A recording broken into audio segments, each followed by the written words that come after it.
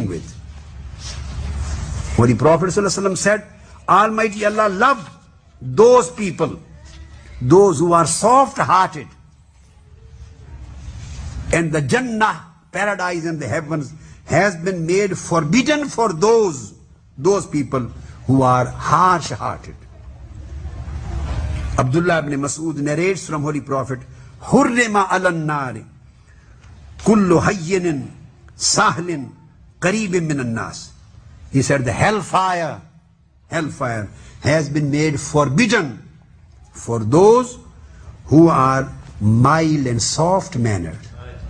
They will never enter into the hellfire. They will never enter into hellfire.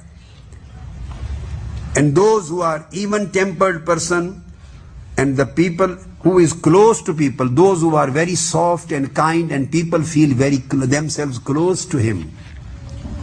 A person who is so beneficial to people, so openness, he possesses so openness of heart. He is so soft and kind and generous to people that people feel easy to work with them.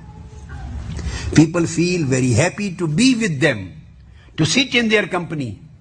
So if you have such kind of soft heart and open breast and open behavior and kindness and mildness and softness and generosity and compassion and mercy in your personality, that people feel very happy and easy while they deal with you, while they sit in your company. Holy Prophet said, this kind of person will never allowed to be entered into hellfire. Even if he committed some sins, Almighty Allah will forgive him. Even he committed some sins, because this act of softness, act of good moral behavior, act of kindness, act of generosity, act of benevolence, itself is a kafaratul dhunub. It itself is repentance. Without asking for forgiveness by words, oh Almighty God, please forgive my sins. Without performing this supplication formally, since you are doing good and you are acting benevolently and generosity, and you are doing kindly and softly with the people, your act of softness and kindness itself has become repentance of your sin for the life. Some people, a group of Jews came to Holy Prophet ﷺ, and they said some bad words. They prayed against the bad words which were praying against him. They said, death be on you, O Prophet Muhammad.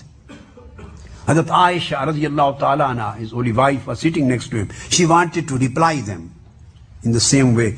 Holy Prophet ﷺ stopped her.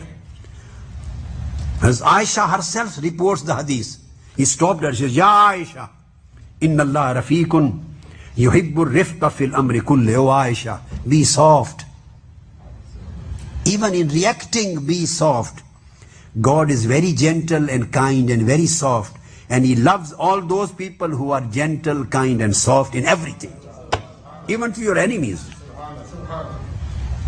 In Holy Prophet was reported, this hadith is narrated by Abu Hurairah radiallahu ta'ala anhu, and it is reported by Imam Bukhari, Kitab al-Sahih.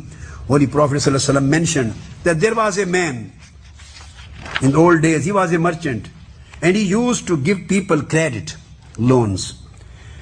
When he saw someone in difficulty, he would say to his employees, he had appointed a secretary. And when that person died, Almighty Allah asked him, do you have any good deed which you may bring in front of me? He said, no, oh God, I couldn't perform any good deed. Almighty Allah said, just remind, maybe you perform some good deed. It is in Sahih Bukhari. He said, I couldn't perform any good deed. Almighty God said, no, Joe, I give you more time. Just think about your life. Maybe you perform some good deeds.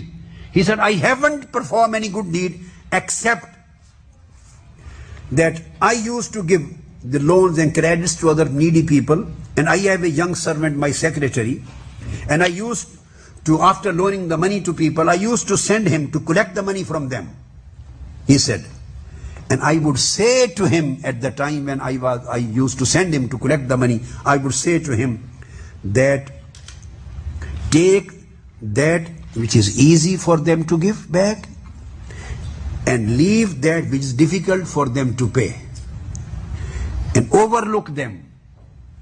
Maybe if we overlook them, maybe God overlooks our faults. He said, this is the only act which I can think if it can be considered as an act of piety in my life. Nothing else. Almighty Allah called the angels of heavens. He said, take him and send him to the heavens, paradise, because if he overlooked the faults of others, I am God, I have overlooked his faults. I have forgiven him. So this is the basic Islamic character. This is Islam and this is Iman and this is Ihsan. This is how God and Holy Prophet ﷺ wants us to be and to behave in human society and to deal with other people. And just in the last, if you